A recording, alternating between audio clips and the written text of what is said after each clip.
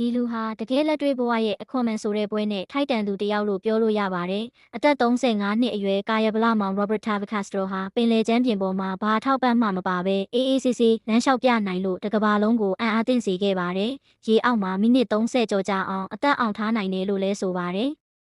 အောက်ဆီဂျင်ဘူးဒါမှမဟုတ်ဘာထောက်ပံ့မှမပါဘဲရေအောက်မီတာ100ကျော်အထိဆင်းသက်နိုင်တာဟာအတူအယောင်မဟုတ်ကြောင်းကိုတကယ်လက်တွေ့ဗီဒီယိုတွေနဲ့ရိုက်ပြထားတာဖြစ်ပါတယ်။သူဟာရေအောက်မှာလမ်းလျှောက်ရုံတင်မကဘဲအလေးမတာအပါအဝင်လေ့ကျင့်ခန်းတွေကိုပါပုံမှန်အတိုင်းလှုပ်ဆောင်ပြနေတာပါ။သူ့အတွက်တော့ပင်လယ်ကြီးဟာအိမ်ကကျင့်ခန်းတစ်ခုလိုပါပဲ။